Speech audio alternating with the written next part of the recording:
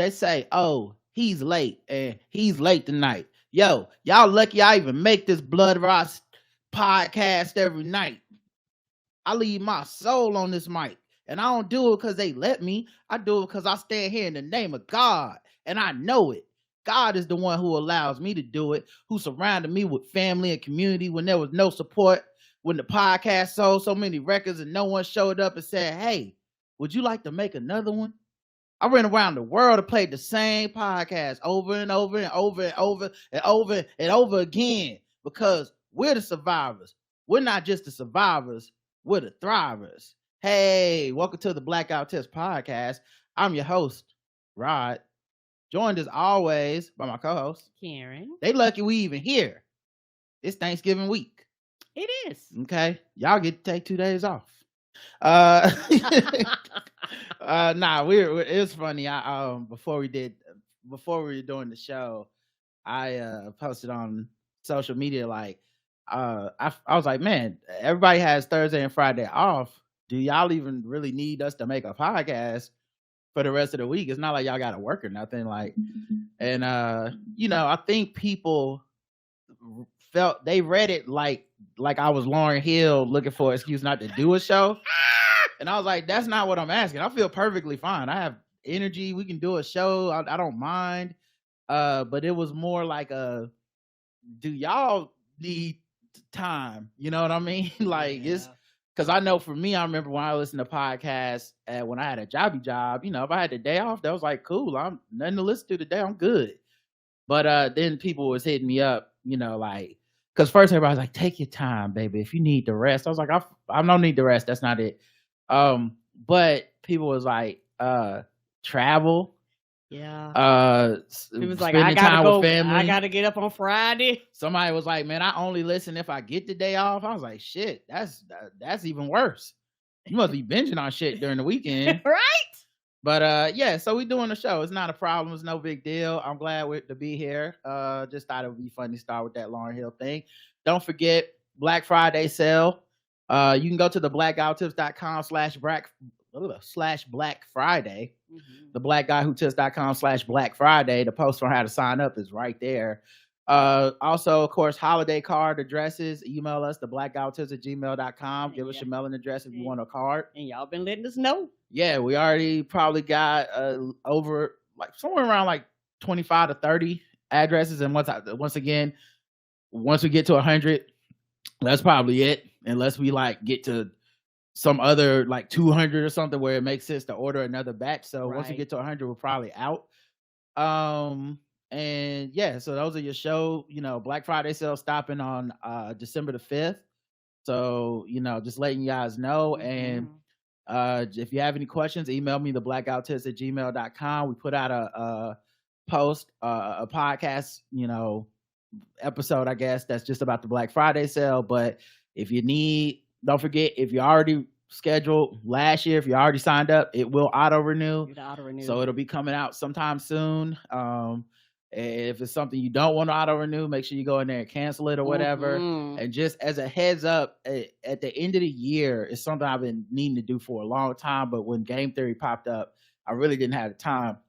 But at the end of the year, I do plan to audit our website with all the memberships and stuff, and update the way that we do the RSS feeds and stuff. Because right now it's just if you have the link, you pretty much can listen. Mm-hmm. But at some point I have to fix it so that it's if you have a valid membership, you can listen. If you if you're just hanging on to that old thing, then it's just don't have to I have to end that part of it because it's not working the way it's supposed to. So you're being warned. Don't forget, the official weapon of the show is the taser. Nope. The official weapon of the show is what about? Official weapon of the show is the folding chair. The unofficial sport is bullet ball and bullet ball extreme. You these damn questions. I'm sorry. I didn't know it was a trickster question that time. I thought it was the same question as always. It is. My brain just computed it differently. I'm sorry. I had planned to do the banter segment and stuff, but this whole episode might be one of those weird episodes that doesn't really have segments, but kind of touches on pop culture and stuff. Because I just had some things I was thinking about. Okay. And one of the things I've been thinking about a lot is the box office. Because I've talked about the way that people consume film now. They've given in to the capitalist structure and point of watching film. Like it's people that are supposed to be fans of movies. Just, did you like a movie? Did you not like a movie? Have completely given in to like the business side, and it's what's the budget? How much do the actors make? What was the opening box office? What is the worldwide box office? What is it expected to do? And I blame a lot of that on film media, because the way they cover films, it's like, did it make money is the most successful thing. And then they resent corporate infrastructures that design films to make money. Right. Like, well, you're the one who said that money mattered, deciding that a movie is good if it makes the most money, right? It's Black Panther made this much money, therefore it must be a good movie, right? And I'm not saying Black Panther is obviously one of my favorite movies of all time, but the point being, that's not always a true statement. Yeah, and maybe it was this way in that people always reported box office. I agree with that, but fans didn't argue this. No, they did that's not. A social media internet thing. That is that's recent. That's more recent. Yes. Right. It's like message board culture. This director's film made this much money, and this one grossed that much, that kind of thing. And so, one of the things that kind of brought it to a head, because if you listen to our podcast, Spoiled Movie Reviews, when we review movies, we never talk box office. Period. And it's not even like a purposeful, we decided not to do it. We grew up not caring about that. No, I either liked the movie or I didn't. It was the end. Yeah, and to be honest, we don't, even though we're critics and we give out awards, we really don't do award talk in our movie reviews. If we like a movie and we've seen the movies that are up for an award, we have a nomination process where we have to do with the North Carolina Film Critics Association, and we do it there. And I'm not saying anything's wrong with the people who do that, but often when I listen to people that talk about that, all I'm listening to is their confirmation bias. It's not actually this film should win because it's good. They give in to racism, misogyny, and everything and go, no, what I'm trying to predict is this film shouldn't win. It won't win because it's Black. To me, you're giving in to it. You're just saying it's okay for the Oscars to be racist because I'm accepting that the film that should win should be a white man's film. And then they always talk themselves into it should be like a white man. And if it is going to someone not a white man, they always make it seem beneficial that person had all this shit in their life stacked against them and about to be the second or third woman, the second or third Mexican person, the second or third Black person. And they make it sound like it's a benefit. Well, no, it's not that Ava DuVernay's film was good. She's a Black woman, and they just the social pressure to give it to a Black. So essentially, your film, as if you made the film and you're Black, it can't be as good. And if it is as good, it can't win because it's as good. It can only win because of diversity. They sound like the Republican people that say woke culture and all this stuff. They sound like it, even though they're liberal people trying to predict something, they give into it. So anyway, the point being, this Marvels thing really brought it to a head for me because we've been noticing this for years since the pandemic started. And there's a lot of factors at play, but the anti-Marvel bias that's kicking throughout society right now kills me. They want to, you want to topple the giant, you want to see the big thing fail, you want to be there for that. But it's actually obfuscating the bigger picture, which is that box office is down as a whole, and I don't think it's ever coming back. No, the pandemic was real and the pandemic happened, y'all. And the pandemic changed people's habits. It changed their shopping habits, their buying habits. It changed their habits with going into work. It changed their traveling habits. It changed a lot of shit. During the pandemic, a lot of people invested a lot of money and they upgraded their homes. A lot of people during the pandemic, they bought big ass TVs, they bought sound systems, they bought surround sounds. They've invested in all types of furniture. They got kids. Hey, yeah, but it's not just the creature comforts of home though. Because I feel like the pandemic just accelerated everything. Yes. I don't think the pandemic didn't take away stuff as much as it just made people have to make decisions right away. And it's like, am I willing to go to a movie theater? Not with coronavirus out there. But it also accelerated the other side of that, because you can have a nice TV, you can have the same reclining seats they have at the movie theater. You can have a popcorn machine. If this was 2019, you're probably still going to the movies. Yes. The difference, another thing that happened in the pandemic that was accelerated, streaming services. Yeah. And the cycle of movie to theater, movie to your house. It got so much shorter because, me and you of the age when the movie came out, sometimes it took a year and a half, 2 years before that shit came to home theater. I remember working in Media Play during Christmas. And people would come looking for movies that had been out over a year ago. And a lot of times kids movies. And they'd be like, hey, do y'all have this Disney movie? And I'd have to be like, one, we don't have it anymore.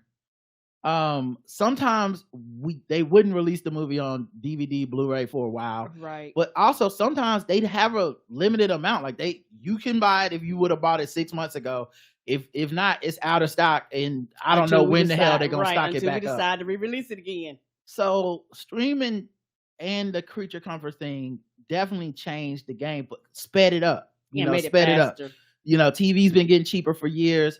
People really did. A lot of people were like, I can watch it on my tablet. But hey, OLED TV's $700 and I'm watching everything on it. Might as well, with the Marvel specifically. And I was talking with someone on Twitter about this. Shout out to Chizzy. I think she's a listener. I don't know if she'll hear this or not. But Twitter's such a bad medium to exchange thoughts because it felt more like it was turning into like I need to win this than I need to understand this.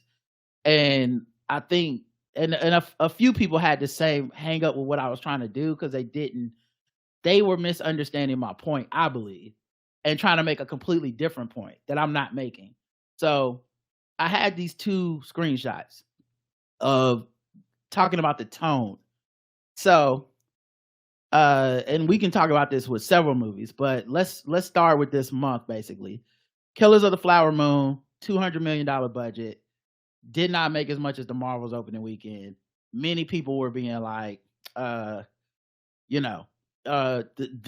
movie was supposed to be like Scorsese versus Marvel. This is gonna, people picking up sides and then the movie it's not gonna make its budget back. And when people talk about it, they go, well, Apple can afford a loss. Like I've seen professional movie critics that paying every big budget, comic book film to go that is this the end of Marvel? It's like, well, they made a bunch of billions of dollars, so probably not. One or two films is not going to stop that, but they're lusting for that. They want that moment. And so the tone of the Killers of the Flower Moon, it was not a wow, what a terrible flop. There was some debates about the morality of it and the character and some writing, but it wasn't what a financial failure. Apple really fucked up this week. No, I did not see any articles about that movie. I did not. So then The Marvels comes out, a movie that we knew couldn't be promoted because you had SAG and the writer's strike. Right. Literally no late night shows to go on for the actors. And then once the late night shows came back, no actors allowed to go on them. Correct. No social media posts. Nope. Although the strike ended essentially like the night or a couple nights after the movie came out, and you saw people's excitement when like Tiana Paris is posting herself in her outfit.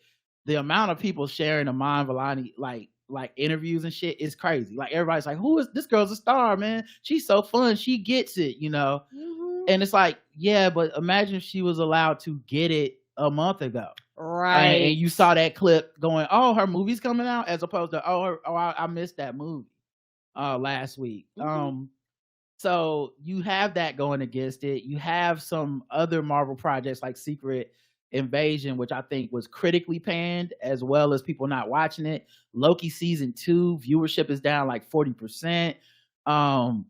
So you have people's, and of course, just there's been a blitz of what I would call a media attack on Marvel. I mean, some of the rumors that turn out to not be true, some of the salacious stuff. Some of the shit they be making up, and particularly some of the things they was saying, I seen coming out was like, y'all do know there was a strike and nobody could talk to each other. So how the fuck could any of this shit y'all talk about be true? Yeah, and I'm not saying it all was lies, but like that, I remember it's like Variety or Hollywood Reporter, which both of those people put out in Deadline. It's like it felt like a coordinated thing, and there's rumors about a hostile takeover of Disney. So people think maybe someone's trying to take the image and perception and the stock of Disney. So some company, some entity, some person can try to buy Disney. I don't know if that's even true, but I will say, even the least cynical mind wouldn't had to notice the deluge of Marvel is terrible stuff that happened right before the Marvels dropped, and right before episode 6 of Loki. And I remember the reason I remember is because one of the quotes was Marvel really fucked up with Jonathan Majors. I don't know how they're gonna get out of this. And it's like, what? And they were like, someone who saw the last 2 episodes of Loki, they said this is Marvel will never be able to fix it.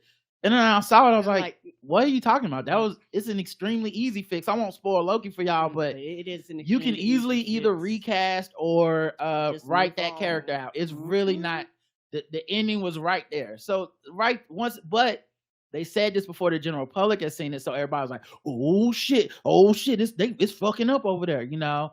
And so like that, the Marvel bias is important to put into this context, because what I'm saying is Killer of the Flowers Moon, ultimately a quote unquote bomb in quotes when it comes to just the financial. No one talked about it that way, really. Not they said they would have the financial ability to take the hit. I remember all those articles. Apple, Apple making all that money. It's okay if they take a loss. Right. Then you have the Marvels, which comes out, and the way it's reported is Marvel's lowest opening weekend ever. Right. And that's facts. It is I believe their lowest opening weekend ever, for a conflagration of things that we just brought up for why it would be that way. Right. Another thing that wasn't reported, people are starting to say it now, but also the biggest opening ever for a Black woman director. Yeah, they're glossing over that. This is now Nia DaCosta's second. And so she's got 2 in the top 3 of Black women films opening ever. Candyman, I think, was the first. There were also people trying to do the subversive thing of like, she didn't attend this event and that event, and she's already working on a different film, like trying to make it seem like she fucked up or she doesn't care, or Marvel fucked up and they made her not care. She had to do like an interview. She's like, that's not an issue. I'm working on another project, but that's literally how it works in Hollywood as a director. Things go into post-production. You don't oversee every single aspect. Right. You're no longer needed in certain steps. Right. Other directors were coming out like having her back, you know. I think it was Spielberg who came out and was like, that's common. And also people are using me, like people know I don't like Marvel for the most part. So they're coming at me to like denigrate this film with these women, and that's fucked up. So don't do that. Right. Then so they have that, the Nia DaCosta stuff, and they don't cover it that way. It's mostly just Marvel. We finally got them. You know, we won. Yay. And then I made a note in my mind at that time, like Hunger Games comes out next week. Yes, it does. Hunger Games is a prequel. The latest one is a prequel to the original, like 4 or 5 movies, whatever it was. And I checked the box office. It was $3 million lower than the Marvels. And it cost $100 million. So it cost less to make than the Marvels. But keep in mind, box office headlines don't say the budget in the headline. The tone of the headline is the tone of the headline. So it didn't say a success because it's going to make its money back. It's the headline for this, which made less money than Marvel, said it conquered the box office.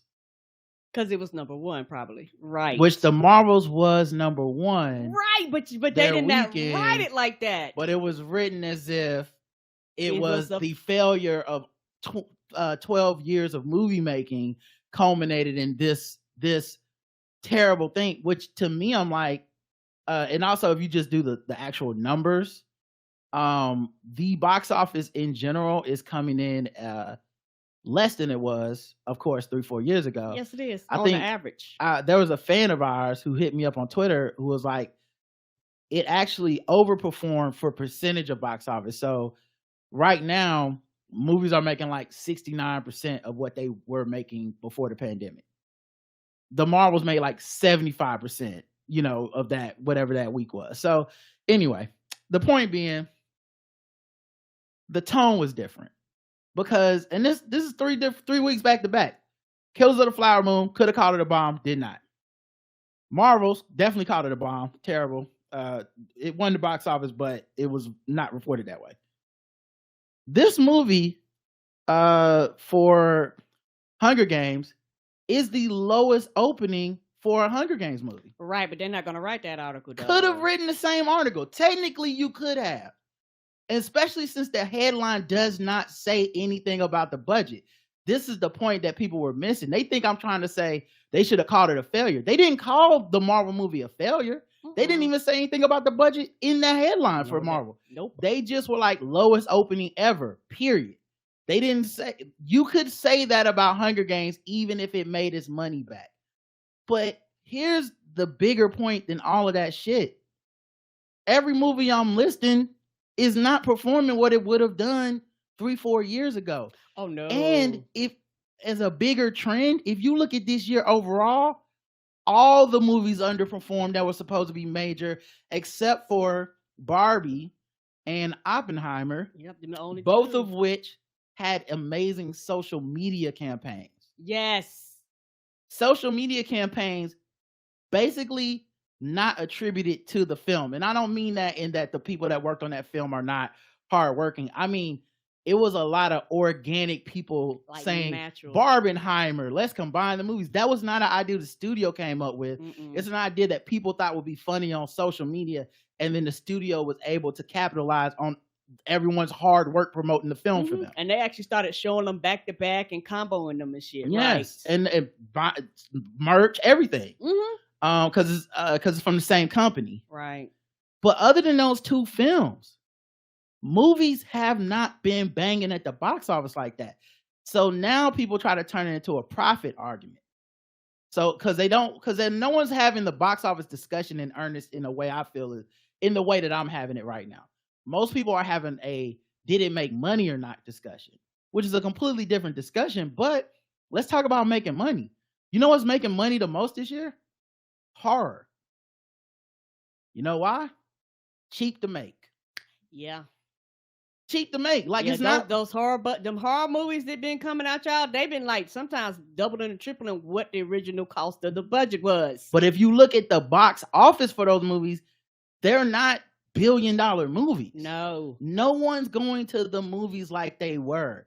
And even with those horror movies, they're coming, whether they get good reviews or bad, they're coming to streaming services a month to 2 months later. Yeah, sometimes 90 days, 60 days. Five Nights at Freddy's came out the same day in movies and on people's streaming. Yeah, a lot of them started doing that too. So for a lot of people, they go, "Why am I going to the movies if I can do it?" And for a lot of people, because they come out so quick. For a lot of people, if they don't catch it like that first or second opening weekend, they'll just wait for it to come on streaming. Like, and it's like I said, it's not that no one can have.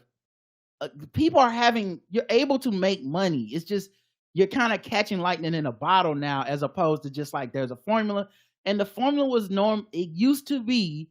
People were just going to the movies. And I don't feel like what I'm saying is that deep. I just don't think people have caught up to that part of this discussion. Because to me, there's nothing to discuss if we're not going to talk about how the box office is down, period. Yeah, year over year, yes. Like even if you have a $1 billion movie right now, that movie makes way more than that 4 years ago. Yes.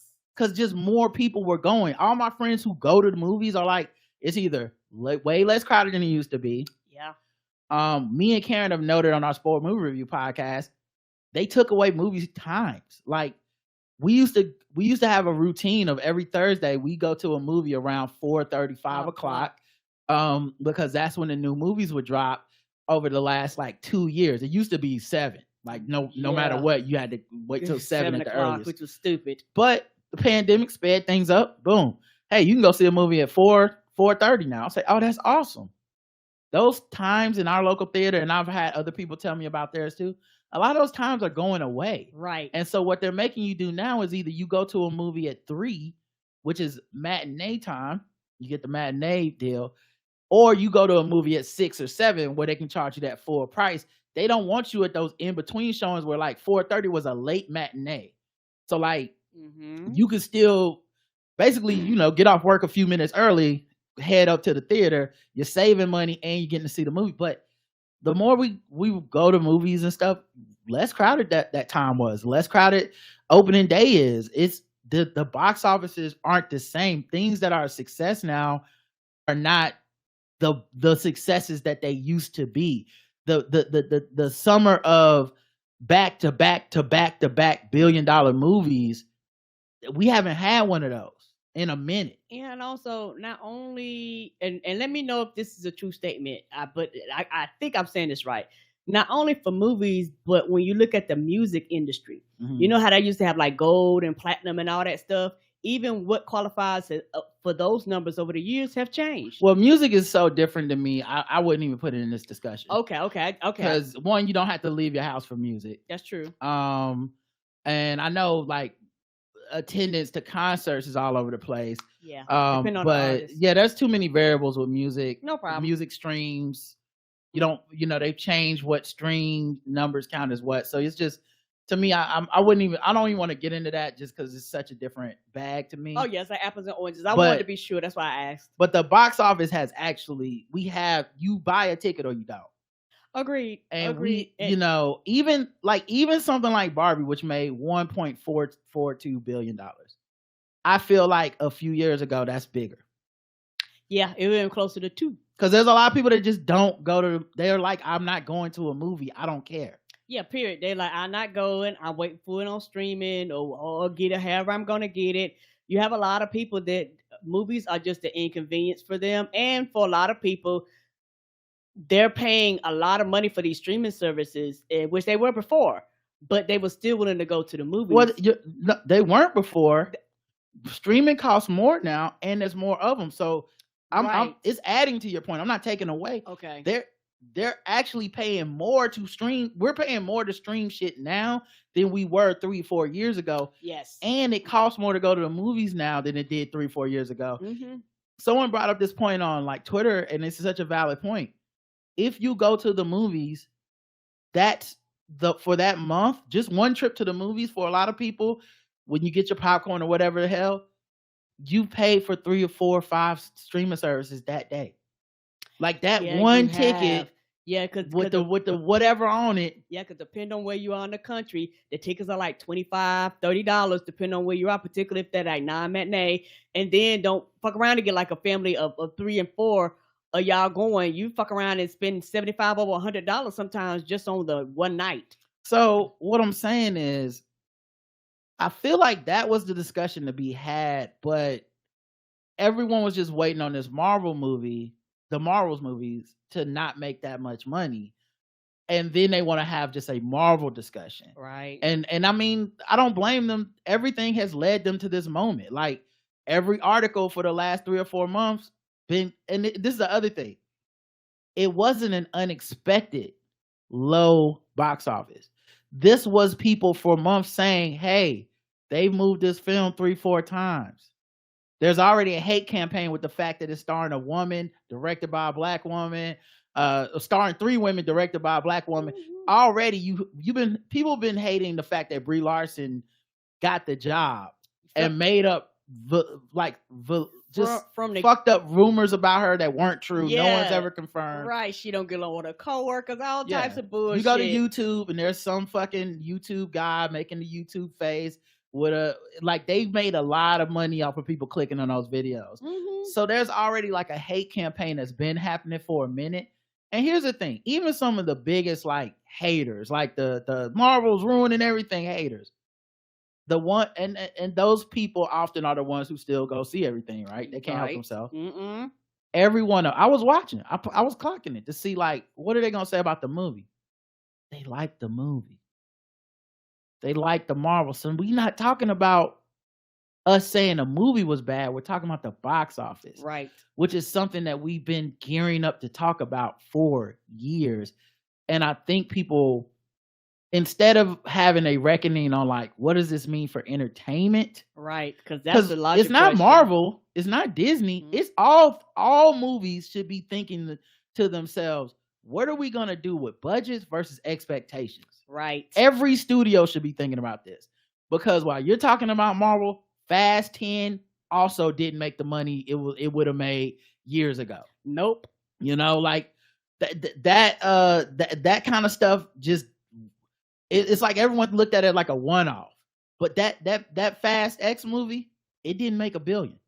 All the other movies before this was making like it's the lowest one of the recent ones. Of the recent ones, yes. You know, and I'm not saying these are good movies, but they used to be tentpole things that everyone knew were bad, and you just go see it even though it's bad. So you could be like, we all saw it, oh, family, ha ha, we make the same jokes. People like, I can make that joke at home and wait till that shit comes out on whatever streaming service, Paramount Plus or some shit.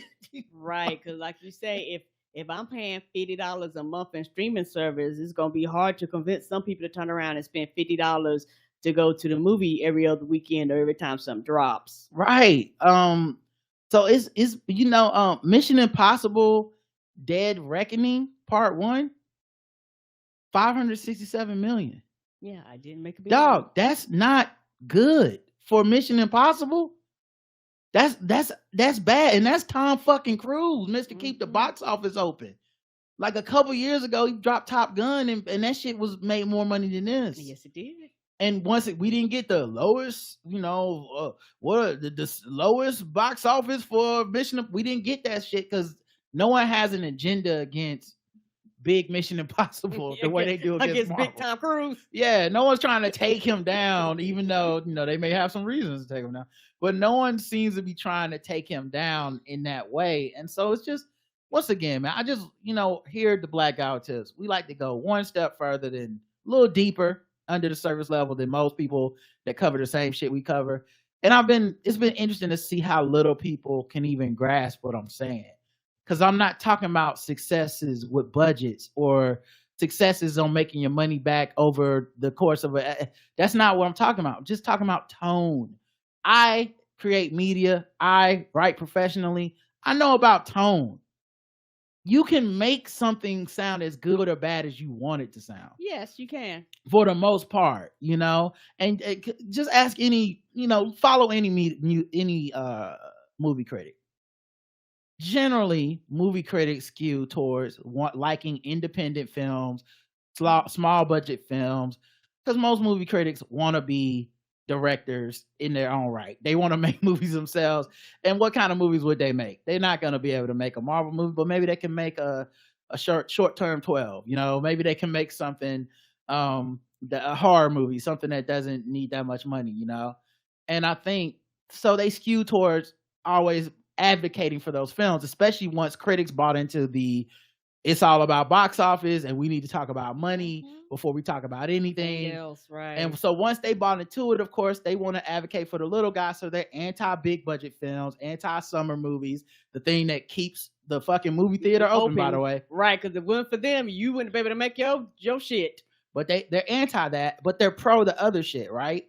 And so they really want to the tone of those reviews for those movies are often very almost gratuitously gratuitously positive. Like, it's very Yeah. like, Even if the movie is bad, a lot of times people will come out and just say it's the best thing ever. yeah, I know you won't see this because they know most people won't, but you need to see Correct. this. It's like we're pulling for our faves, quote unquote. And we know that Marvel and Fast and Mission Impossible, those are institutions. They're not going anywhere. If they have a flop, they'll be okay. If I tell you it's shitty, you're still gonna see it.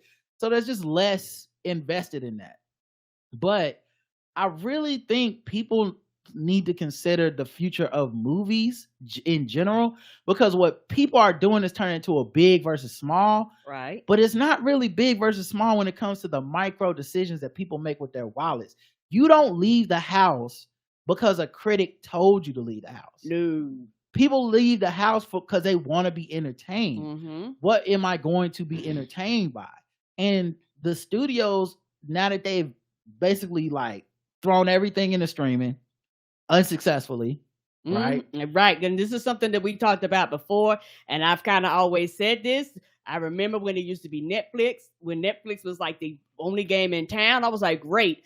When they started branching off, I think it started with like Paramount or somebody. I was like, I don't know what the fuck is a Paramount. Like, when I hit play, I just hit play. Why not? It's like, now you're forcing me to do homework to figure out what was the studio linked to it. And y'all know how sometimes these studios be like, this with this with this. Sometimes they'll group up and make shit. I'm like, this is going to be a hot fucking mess. Fans don't know movies by studio. No. Critics know that. Super nerds of movies know that. Your average film goer does not know this is a Sony film, so let me buy the Sony streaming, right, so I can watch the Sony this. Like, most people don't. Not to mention with streaming, things constantly in flux, being bought, being sold, being taken off. Right. Yeah. So it's not the same for folks. But once again, I just want people to take a breath, forget about the Marvel of it all. Forget about Nia DaCosta being a black woman. Forget about the anti-woman bullshit of it all. Think about the box office, the movie theater experience, the home experience, and I don't think it's coming back. Not like and I might be wrong. But I truly think this pandemic has rushed some things, forced some things, changed some things. And some of those things people keep waiting to like balance out and be like, it'll be like the old days. And it's like, I don't think it's going to be like the old days for certain shit. And I think movies is one of them. And either studios will have to start, and also like studios were, the glut of the movies was getting ridiculous. Like, one of the things I liked about the Marvels is that it addressed one of the biggest concerns I have about the Marvel films, which is they were getting too long. Yes, everything does not need to be 3 hours. It used to be a time when like certain spinoff guys, like an Ant-Man film, would come in at hour and 40 minutes. And that was fine because it was like, he's Ant-Man. No one's looking for 2.5 hours out of that story. But, it started getting big. Everything was big. Everything was long. Everything was connected. And the Marvels was the first one that treated you like, hey, either you saw that other shit or you didn't. Right. And we gonna get you out of here in an hour, 40 minutes. Let's go. And I enjoyed that about it. But I think you're gonna have to start looking at the budgets to these things, and studios are gonna have to, and then adjusting also the expectations of what they're gonna call success, because I just don't I don't think that we're at every movie's making $700 to $1 billion anymore. I think you need to start looking at, and keep in mind, some of these other films in the Marvel universe didn't make that much money. We just don't talk about it back then, anymore, because people weren't hating it back then. Right. So it's like, if an Ant-Man didn't make as much as like a Captain America Civil War, no one like knocked Ant-Man for that. We were like, that movie shouldn't have made that much. But at some point it just became like, if this movie ain't making this, fuck, it's because people are desirous to see that. Yeah. And also something you brought up too, it's like because now everything opened back up. So you have a lot of people, they're taking their money that they would have spent on the movie theaters and they're putting it other places now. That makes a difference. And like you said, they invested in the streaming services. That make a difference. They're going, out to eat, spending time with family and friends, going vacation, and like the money, people may have budgeted for that is going to other places. And so I think that is a huge, like you say, a determining factor, determining drive into whether people go to the movies now. And also the must-sees aren't must-sees anymore, because like you said, there are movies that would have came out years ago that literally would have been a must-see. It's like, I don't know what it has to be a must-see now. That expectation, the must-see, everybody's going to be talking about it, has changed. And this is my hypothesis. I think with less people going into the office, that makes a big difference too, because a lot of these moves would be water cooler talk. A lot of you would go and you would talk to your coworkers, you would talk to, the people in the office and all that stuff. But when you have people, I can't do that no more. The only communication you might have is in Teams. They go, another thing for the movies though is for it to be a communal experience, it needs to be an online promotion now. That's new. Yes, that because is one of the other things with streaming is that people aren't watching commercials. You know how many people I saw that said they didn't see they didn't promote the Marvels. I didn't even know it's coming out. And I'm not saying they're wrong. I saw a lot of commercials for it. Me too. A whole lot. Yes. But guess what? I actually still have cable. Yeah, we do. I put it on Cartoon Network. That's one of the heaviest a superhero movies coming out. Was everywhere. They promote the NBA. That shit was posted everywhere. Yeah, like you say, we are the few handful of people that actually do cable. So if you do the YouTube and I don't do cable, no, you probably did not see promotion for it. Right. And so I think that's a big one for me, is just not having that is huge, because the communal experience online is almost impossible to truly how do you even create that as a studio? A lot of that's organic, word of mouth, hype, people kind of taking on their own thing. And so that's what I think is interesting. The other thing is, and this has just become a Marvel thing, people's selective memory, they just literally do not count the other films that did not do well at the box office or did not do as good at the box office for Marvel. They don't count those as flops. Right. There's Business Insider has a list of all 33 Marvel Cinematic Universe movies ranked by how much money they made at the global box office. Okay. Obviously, the Marvels being the newest is at the bottom, and it had the lowest opening, right? After that, 31. So 33 is the Hulk with Edward Norton. Right. After that, 31 is Captain America: The First Avenger. Yes. A lot of people underestimated how that movie did not make that much money. That movie did not make a lot of money at all, and that was the very, very beginning. Right. And a lot of people did not go see that particular one until after the fact. It was very important on the world that they were building, but for a lot of people, they either never watched that one, or either they didn't go like me and you. Like me and you was in it from the point isn't what the point is. The point for me is we don't feel like, man, that one didn't perform well, because it's just been long enough ago, and at the time it's like we're counting towards the success. We're not counting the ones that didn't work back then. We're not counting Thor, which is number 27 on this list. Ant-Man is number 25, but no one considered that a failure. No. People was like, yeah, good for Ant-Man. That's about what that movie should make. Agreed. Iron Man, the film that started off, 24. As much as that movie stands up with any movie, yes, it of does. the superhero genre. And so it's just interesting, to see this. Thor: The Dark World is 21st on this list. I'm surprised that's not lower. Right. That by all accounts, many people think that's not even a good movie. The Winter Soldier is one of my favorite movies of all time. 19. What? The Winter Soldier? Oh, I can watch that shit over and over again. Yes. Yep. And the thing that I think is really interesting is, if you want to look at it as like well, it's because, the current years is when they start to fall off.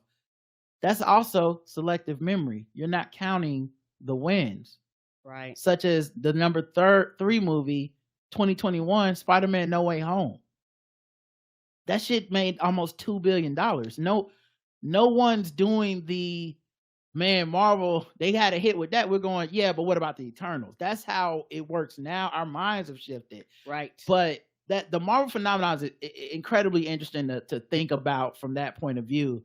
But once again, I'm not trying to do, I don't think the box office necessarily makes sense to judge whether the movies are good or bad. As y'all can see, movies are all over the place. Some of them being movies I consider to have been bad at the time, in the middle of the pack. Some of the movies I consider to be good near the bottom. Correct. And I really don't think box office is equal to critical acclaim necessarily. No, it's not. It's not. And and it's funny when you talk about how they throw these numbers, because sometimes some of the, not all the time, but sometimes some of the lowest making movies at the box office be winning like all them Oscars and all that shit. So okay, so it didn't matter. It don't matter because of this, but yet, so that's why I say it don't make fucking sense. Yeah. So people hate Age of Ultron. I don't. It's the 5th highest grossing one they've ever done. I enjoyed that one. I know. It's really not about that, but that's, okay, that's my the point. bad. The point I'm trying to make is that it doesn't really matter to us. It doesn't correlate, is what I'm saying. It doesn't correlate with how much people loved it. The ratings of the movie and the money that it made isn't necessarily the same. But I'll tell you what, more of the ones that bombed, quote unquote, are closer to this time. You see what I'm saying? So like, that's more of a, wait a minute, the box office was looking bad. So your 2023 movie, your 2021 movie, like Shang-Chi's 2021, Eternals is 2021, Black Widow's 2021. All 3 of those are 28, 29, and 30th for the near the bottom, basically. Right. Because you're in the middle of fucking pandemic. Right. It's interesting, is what I'm saying. And so, I wanted to do this here because, like I said, even when I'm talking to people that I don't think are trying to, like, I don't know, like stun on me or something like that, it was just, and it wasn't just like Chizzy. It was people on Facebook and everything. And I'm not gonna ever insult somebody, or like, if I feel like I'm not getting anywhere and I'm not being heard and we're not hearing each other, I don't want to keep it going, because like there's never gonna be a point where that person, once people get entrenched, they're never gonna stop and go, oh, you were making a different point. It's just gonna be, agree to disagree, and you just have to walk away like, cool, no hard feelings. But my point was never what's making his money back. That's never I don't care about that. Me either. And the articles that report box office, in the headline, they don't say that. That's all I'm saying. In the headline, they don't say made his money back, didn't make his money back, bomb, flop. Those weren't the one. I didn't share that. It was the same source. I think IGN in both cases. IGN's first one is the Marvel's the lowest opening weekend, right? Lowest opening weekend, not even grossing, because that takes into account budget. Just lowest opening weekend. Hunger Games conquers the box office. Hunger Games also lowest ever opening weekend for a Hunger Games film. It just felt like an interesting shift of tone. And I have a question. Who was number 1, number 2? Black Panthers and Avengers? Oh, you want to know the rest of the list? Hold on. I'm sorry, because I was saying it wasn't the point of what I was doing, but hold on. I just want to know who was at the top of the list. It's got to be Endgame or something. Yes. Yeah, Endgame is number 1 with almost $3 billion in 2019 before the pandemic. Yes. Nothing like this is what I'm saying, dog. We're saying Barbie was the shit. Barbie made 1 billion. That's very good. Nothing is hitting the highs that the highs were 3 years ago, and everyone fucking missed it. Everyone's just piling on like which films they don't like or do like it's a sports game, like it's the stock market. It's not. I thought we were talking if we're going to talk about, let's talk about the thing affecting everybody. Tom Cruise not getting Tom Cruise returns like he used to. That's fucking wild. That's a little bit scary for that industry. And of course, so I'll keep going. Infinity War was number 2. Okay. So Endgame, then Infinity War. No Way Home is number 3. That's a 2021 movie that made almost $2 billion. The Avengers from 2012 is number 4. Avengers: Age of Ultron is number 5. Black Panther is number 6. Okay. You want me to keep going? You good? That's good. Okay. So yeah. I just want to know who is in the top ones because you had pointed them out. That's all. Yeah. No problem. And then the other thing I kind of want to talk about, and this is like something we talked about in the car earlier. And once again, this is a meandering kind of conversation. If you don't like it, I feel you, but it's Thanksgiving. Be thankful we're here. We showed up. I'm just gonna let the ads auto fill in. I'm gonna let the AI do the work on I'm not even playing music. It's just the conversation y'all got. No segments. So the other thing I was thinking about, and this is kind of a thing I haven't fully fleshed out in my brain yet, and it's a work in progress if I'll ever get fully to where I want to go with it. Okay. But I was thinking about how with this movie thing and so many other things, people, and especially with the return to work thing and how office space is sitting empty. And of course, we all have the same idea. I don't think there's a novel idea. I'm pretty sure every single human being that pays rent or mortgage has had the same idea I'm about to say, which is, why the fuck ain't we turning the office space into just motherfucking like living places for people to live, right? And I'm sure there's reasons why not, because it's not my job to figure it out, but it's such an easy idea. There's gotta be some shit that people being like, a lot of you gotta rezone the fucking residential. You got to pass this law. You can't get this up the code. I don't know the infrastructure money it would take, but even the Biden administration have floated this out there. So it ain't that like it's palpable. It could happen. Because if the federal government is like, we'll give you the money to turn the shit into housing, that means motherfuckers are thinking about it. Housing costs too goddamn much right now. Come on. The rent is too high.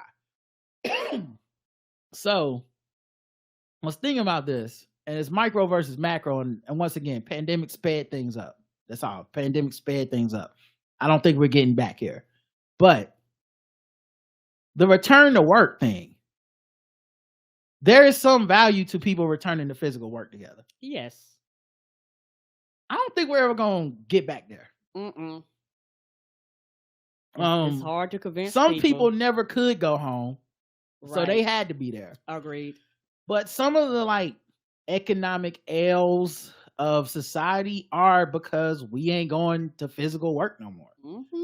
And on a micro level, of course I get it. I don't want to be in the office with people. I'm an introvert. For real. Not the like, once I got home from the pandemic, I became no nigga. I never like having to be around people all the time. I'm not antisocial, but it was like, if I could do this from home, I'd be just as fine. Right. But I think everyone's refusal and pretty much animosity at the idea of mostly white collar jobs. Let's be frank. Right. Let's be frank. It's a privilege thing. It is for the most part. You can't bag groceries from home.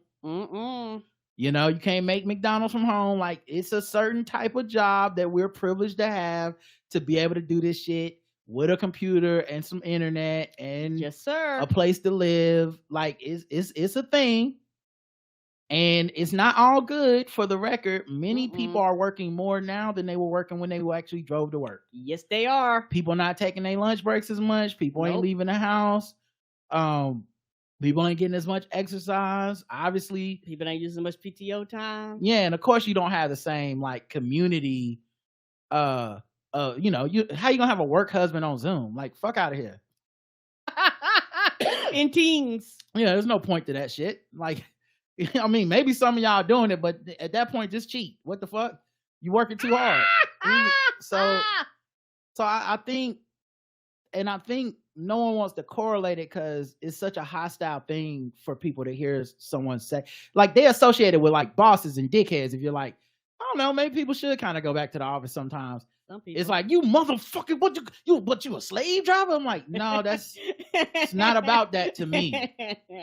But I cannot help but connect it to the loneliness epidemic that we are experiencing. Yep. Which is very fucking real. It is real. They keep coming out with these studies. Scientists have been studying. They've done surveys of thousands of people, and they are like, hey, y'all, loneliness is up. Suicide rates is up. Drug use is up. A lot of times the drug and alcohol abuse use and shit like this is correlated with people being lonely and wanting to fill that hole. People are lonelier than ever. Yes. The WHO, the World Health Organization. So you've had the American Surgeon General address it, but I know many people don't trust America no more, whatever, that's fine. The World Health Organization, y'all fuck with them. They declared loneliness a global issue, and they've initiated an international commission to address the issue. They reportedly launched a commission in social connection to address loneliness as a pressing health threat, promote social connection as a priority, and accelerate the scaling up of solutions in countries of all incomes. Keep in mind, the WHO were the people that were the most like, nobody go outside, it's COVID out there. Even when other governments are like, WHO, we cannot maintain what you want us to do forever. We have to let people do some things. And they were like, I don't think so. Like, people dying. And now, 3 years later, WHO is like, if y'all don't get the fuck out the house and touch grass, this is an epidemic of all nations, not America, not poor nations, not rich nations. Everybody down bad. COVID fucked us up. Yes, We don't be in community anymore not like we in used that to. way. And online community is not the same. Social media is not the same. It's not curing the loneliness. You know, the people who measure this for a living.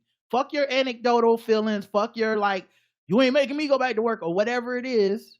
Fuck that shit for a second. Let's just talk facts. Right. The people whose job it is to calculate loneliness and epidemics are like, we got one. U.S. Surgeon General Dr. Vivek Murthy and African Union Youth Envoy Chido Mpepa, I think it's Mpepa, are leading a group of 11 leading policymakers, thought leaders, and advocates to address loneliness globally. And then just a bunch of quotes about how they're trying to work on it. Yeah, you know, of course, our Surgeon General said this shit is the same as smoking 15 cigarettes every day. Which surpasses the impact of obesity and neglecting physical health. Like, goddamn, loneliness is literally fucking killing us. And I don't know how you fix that, because I agree with people in that you should have the freedom to work from home if possible. Mm-hmm. I think people that want to go to the office got a extremely bad rap over on social media. They did, which was totally uncalled for, because those people were basically expressing that, hey, I'm lonely, and one of the places I get social interaction is at work. And everybody's like, well, good for you. Fuck you then, nigga. You ain't gonna make me go to work. I'm not calling to make you go to work. I'm expressing that I have my feelings over here. They may not jive with your feelings, but it's okay for me to have my feelings that are different than yours. Agreed. And going in there. Yeah, and if they want to go to work and get that interaction, they can go get that interaction. Mm-hmm. No one's making you leave the house, but people were acting like those people were insane to want to be around other people. And it's like, we live in such denial of the things that we need. A thing that was on my heart today was that apology that you think you don't need, you need it. And that's all right. And that apology that you think you don't got to give, you should give it. Give it a try. Because that's one of those things we be in denial about, but people fucking need that shit. But as long as we pretend that we don't, I'm ice cold. I'm a different type of human. They never made a human like this that don't need emotional resolution or nothing. I got it all by myself. That shit still impacts you. Be the biggest motherfuckers to cry as soon as you be like, you know what, I'm sorry, I hurt your feelings. And it all come flowing out, because a human's just like a machine anyway. You know, it's process in, process out. Nobody's shit is that fucking different from the next person. Right. Everybody's shit kind of, whatever the brain and emotional shit is, it mostly need the same shit. You know, if everything's in chemical balance and everything, most of us, as cliche as it is, kind of won't need the same shit. It may look a little different for everybody, but you know, the hierarchy of needs, That Maslow's, shit real. it's all the same shit. You know, and I wonder. So, like I said, we're lonelier than ever, right? We have less community than ever when it comes to physical community. Right. And I think, especially during the pandemic, we became so polarized in the places we find physical community that it wasn't like before. So before, if you went to like church for community, no matter how much I am not a huge fan of some of the regressive things about church, right? But if you went for community, many times that was your social interaction. This is why I see my neighbors. Right. This is why I praise and worship and cry and get it all out my system. And someone gives me a speech about doing right, and it happens in my face. People see me. Right. Someone shakes my hand on the way out the door. Someone hugs me. You know, an usher hands me a tissue. Like, it's a human interaction that happens in real life, right? And unfortunately, during the pandemic, a lot of those spaces became so politicized in a way of like, we are here together in spite of, or to spite, the people who would not do this. So now it's become a place of anti-vaccine rhetoric, anti-government rhetoric, anti-liberal rhetoric. And not that it couldn't have been those things before, but what did I say? The pandemic sped things up. Things that were happening a little slower with churches happened fast. Yeah, it did. You know, and so I think you see stuff like that has a cost on people, because a lot of well-meaning people are like, and I don't blame them. Fuck if I'm going here. I know it's so. Yeah, what do you mean? Like, we had a church here during the middle of the pandemic. They were having COVID. People were fucking dying. They hopped on a bus together, no mask, went to some choir fucking contest or some shit. They went to convocation. They went to convocation in another state. 2 or 3 buses of old people with no fucking masks. And despite all ordinances here, and of course people got sick, but in their minds, they were doing something to, like, they were like representing some type of space. And that has happened to a lot of spaces, is what I'm saying. Like, your gym. Those gyms became active places of like, we don't believe in that shit over here. It wasn't true community where it's like, we're coming together, we're protecting everybody, we're wearing masks because that's what the fuck you're supposed to do. We did social distance because that's what you're supposed to do. It became, no, we're here to defy that shit. We're in a bar now. We're not just in a bar to have fun. We're in a bar to show motherfuckers the liberal pussies ain't gonna tell us to stay home. You know what I mean? So we lost something. And I'm not saying that those things didn't exist. It was just sped up. Fractures became complete like fissures in this last 3 years, to where now there's spaces where I feel like people don't want to go back because it's like you got PTSD almost. Yeah. I can see that. I could see that a lot, you know, because before the pandemic, every Saturday I used to get up early in the morning, and I absolutely loved yoga. I would get up and go to the class, about an hour class, and you know, I was terrible at it, but I didn't care. I just like to get in there and you speak to everybody, you know, hey, how you doing? I even got fancy. I got my yoga mat, yoga blocks. I got like my own personal stuff. They're like, oh, this is mine. I got to use y'all shit. This is my shit, you know, type of thing. And I do agree that was like a community to me. You know what I'm saying? Like it was that thing that I can guarantee you a lot of other people, guess what? They got the gym at the house now. You know, they have all this stuff at the house now, and they're less likely to go out and do those things. And also, like, nature abhors a vacuum. So what has replaced that type of community, I think, is a hyper polarized virtual communities for a lot of people. Right. Social media is where they're finding their community, but social media is run by Mark Zuckerberg, Elon Musk, right? Whoever's running China, running TikTok. And so I don't think I think it's exacerbating the loneliness people feel. I don't think it's quelling it. Mm-mm. We haven't found whatever the correcting, if we find it, we may never find it, but we have not found yet the correcting thing that brings us together for real. Like, not yet. And I don't, and this is not some kumbaya shit, but there's just a certain level of like, you need to see real people who talk about real shit with their real face and real name. We all need that. Because what we have replaced it with, the anonymous avatar or the person it's their real face and real name, but is even their real opinion, is even their real life, with the things that are cherry picked for us to see on social media, is that even a reflection of like what is happening outside my door?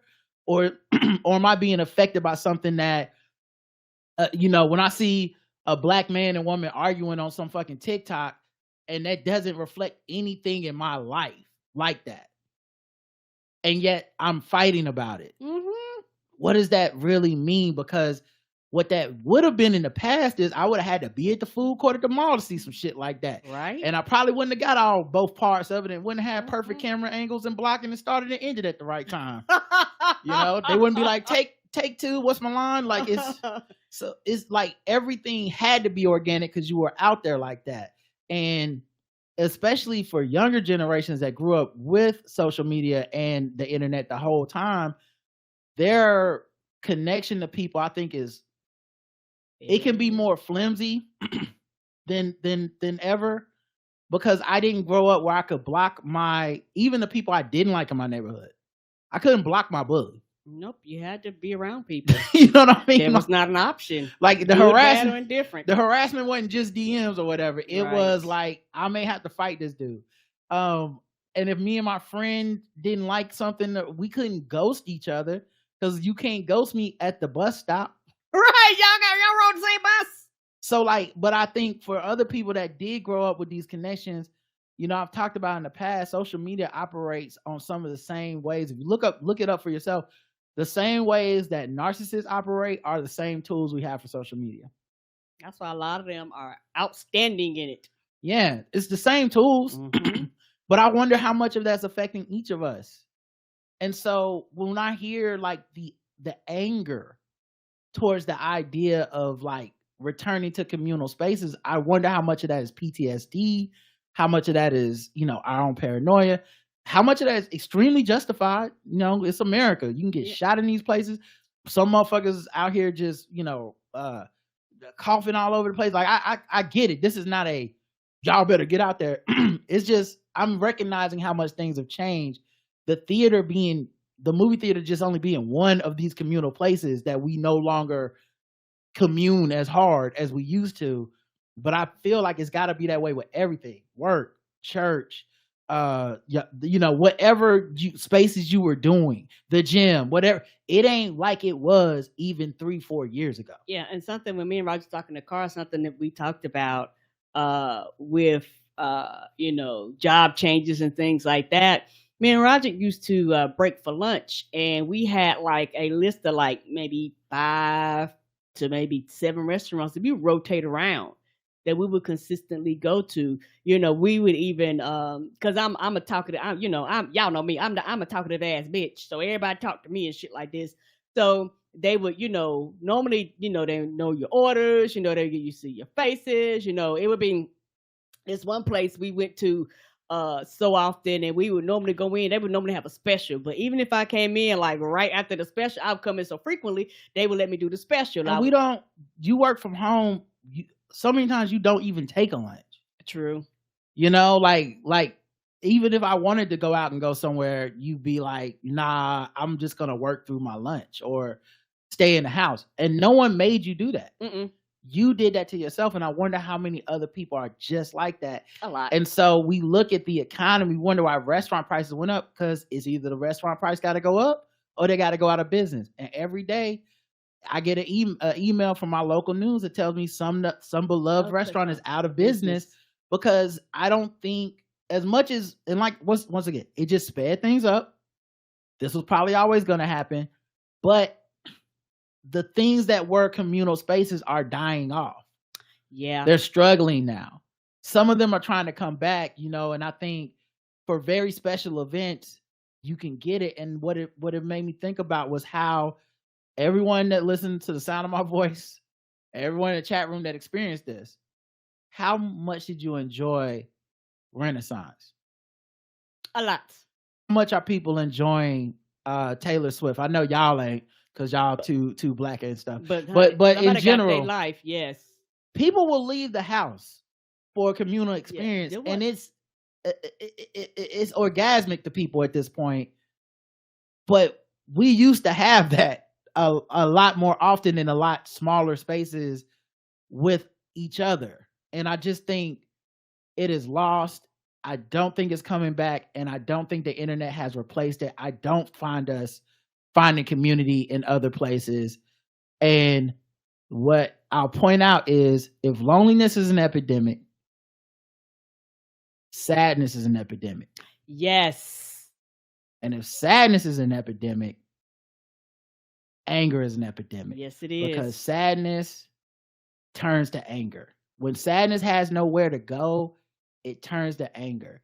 And that is what I feel is the general tenor of what we are living in right now. Mm-hmm. Is That's just why people so mad. I'm sure I'm not old enough to have experienced the Civil War, so forgive me. But at least in my lifetime, I ain't never seen people this mad all the time over everything. It people has been something else. I feel like people are as mad at Matt Rife as they are at Israel, as they are at Joe Biden, as they are at Puff Daddy. You see what I'm saying? Like, yes, every level of anger is 10. There's no myth anymore. Everything is rage. There's no like annoyed. It's, you know, it's the thing I often push back from, because I need to experience for myself my own reality. I need to feel less like I'm being pushed to group up and pile on people. So I know I sound like a contrarian to people, but I swear to God, I'm not.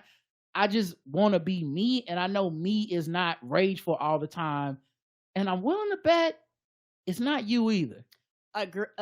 Agreed. And I think, as somebody who grew up with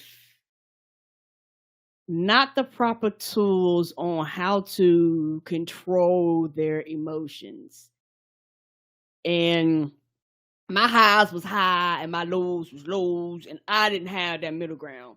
And the older I got, the more and more I worked really, really diligent and really hard to balance that out.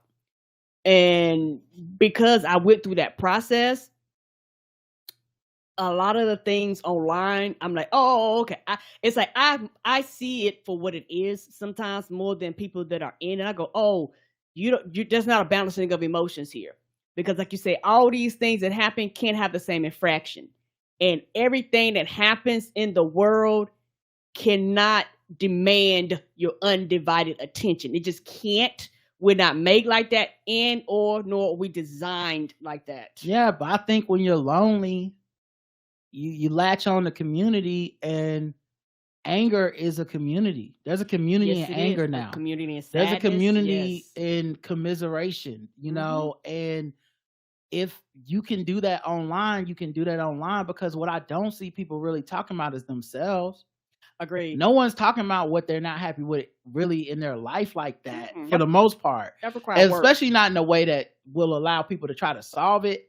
Shit, I've seen, I'll lose count of all the people I know who share something sad and then got angry at people in any level of reply other than, I'm sorry that happened to you. Right. You know, I've seen so many versions of like, don't you hate when you talk to somebody about a problem and then they start telling you about a problem they had? And I'm like, you mean one of the tenets of conversation relating to someone?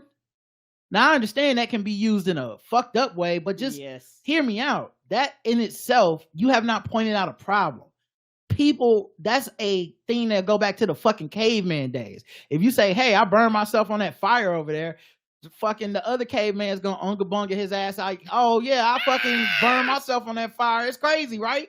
And that, but the idea of whatever is, whether it's narcissism, whether it's anger, lonely, but the idea of lashing out at that person, like, what the fuck? That's where we're at right now, it feels. And I don't know, man. It just, these are the things that were on my mind. I told y'all it was gonna be a weird conversation that didn't really lead anywhere. I haven't solved any of this, but I guess this is why I feel so strident in trying to make sure I maintain like my personal like point of view, because I feel like we're constantly being bombarded by what is essentially propaganda at this point, and unregulated, in quotes, unregulated places like your Twitters and your Facebook. Facebook just got caught again taking with ads that were saying that the election was stolen. It's 2024. Elections guaranteed. 2024 is right around the corner. That's election season. Mark Zuckerberg and them on that platform. They don't give a fuck. Again. Twitter, Elon Musk was agreeing with some anti-Semitic thing, apparently. You know, like I can't even start on just like the amount of misinformation that's going back and forth about Israel and Palestine, as if the regular just confirmed information is not damning enough. Right. There's also people sharing misinformation. I was listening to On the Media, and they had a segment that was about TikTok. And once again, this isn't telling you what side to be on necessarily, but I thought it was interesting that you could hear people on TikTok sharing stuff like Osama bin Laden's letter after attacking America in the Twin Towers, and like sharing it earnestly, like, yeah, this is a good source of information to start this discussion off of. And that can only really happen in a place like the internet. Correct. You know what I mean? And like I said, I'm not even knocking. This is not about what side you're on. I really think it shouldn't really be a side to, like, with as much death has been happening, it doesn't feel like it should be controversial to want all this death to stop.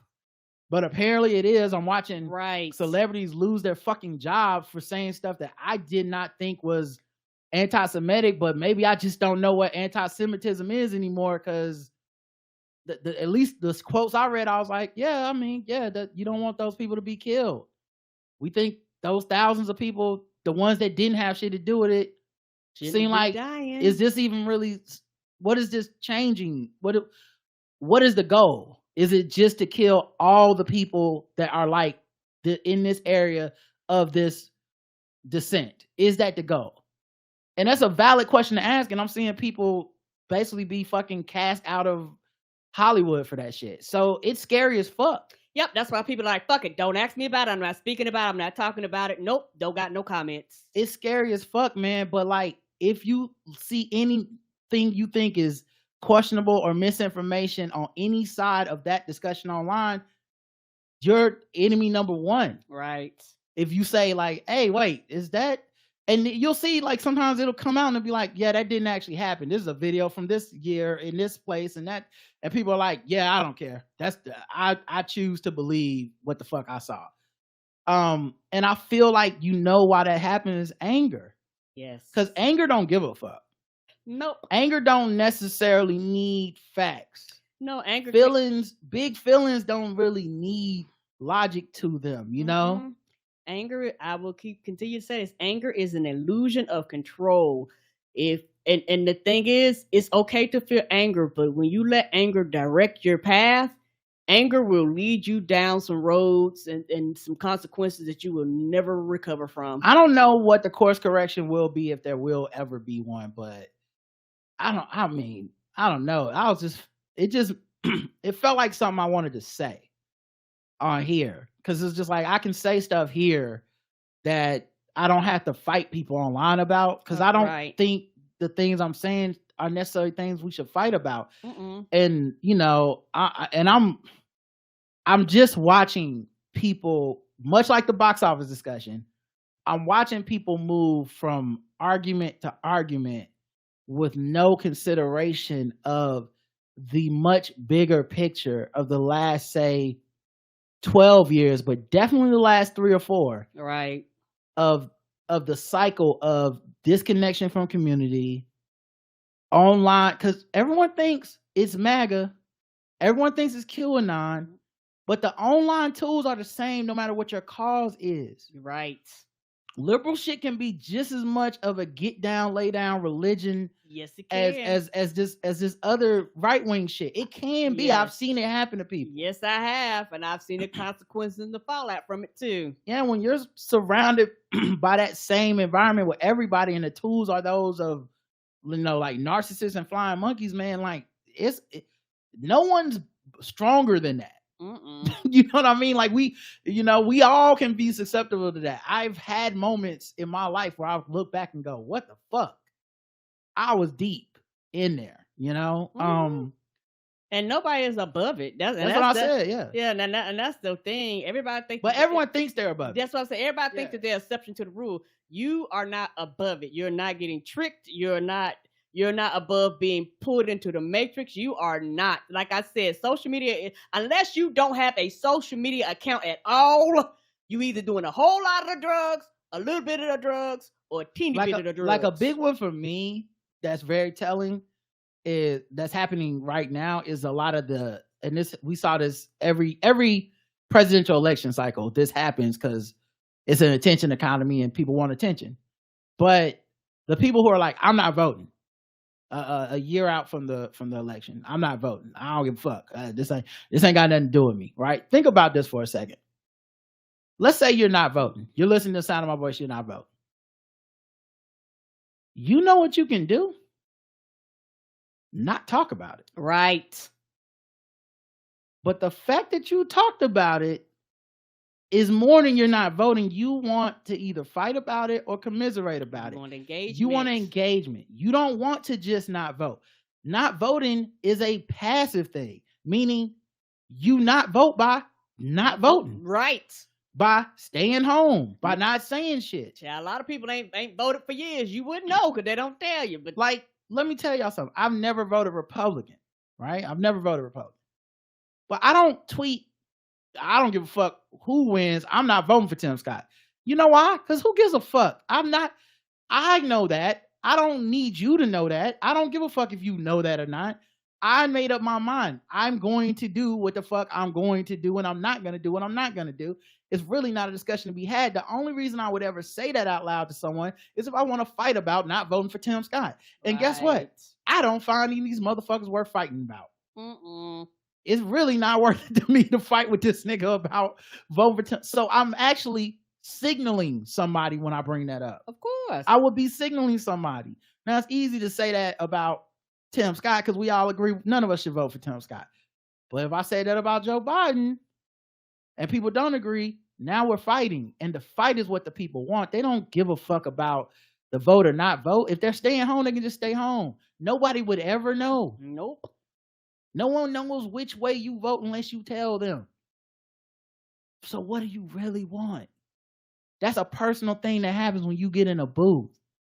But you're telling me on social media for what purpose? Because you're lonely and you're angry. And you're sad. Right. So that's what I was thinking about. All right, y'all, I got to get out of here. I got something to do later on. Thanks for listening, everybody. I know this is a weird, meandering conversation, but this is the one that I felt like giving y'all today. I could have hit y'all with some of this banter and some jokes and shit, but fuck it. We showed up. We here.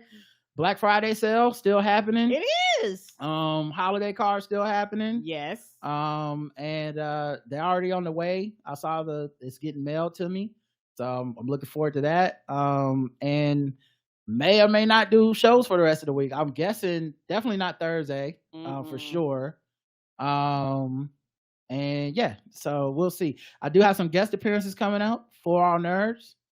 I'll be doing a all-star podcast with them. Locked on Hornets. Gonna be on there tomorrow morning. Talk about the Charlotte Hornets. And Karen and I were on Backlook Cinema podcast. Yes. That'll be out soon. We talked Alien Resurrections, if you like that. So check that out. And I always, on the Karen Hunter show and stuff like that. So we're always out here doing stuff, grinding. But if we don't talk to you between this next holiday or whatever, happy seeing your family, gobble gobble, whatever y'all get into. Whatever you want to celebrate. Happy to be all that off shit. work, whatever it is. Yeah, talking to my mom today because she said we don't need to bring anything for Thanksgiving. Just show up. And I said, I like chaos, so I'm bringing something. I cook too much to not bring anything. And so I was like, nothing, absolutely positively nothing. Are you sure? Last year, I think I roasted some potatoes in the air fryer, and they were straight, but they weren't like memorable. Like people won't remember those potatoes. But I was like, I got some more potatoes and I got some ribs, and I said, which one you want me to make, the potatoes or the ribs? And she was like, now you talking to a black person. I said, ribs it is. So, all right, y'all. Till next time. I love you. I love you too. Mwah. Bye, everybody. Have a good rest of your night. Peace.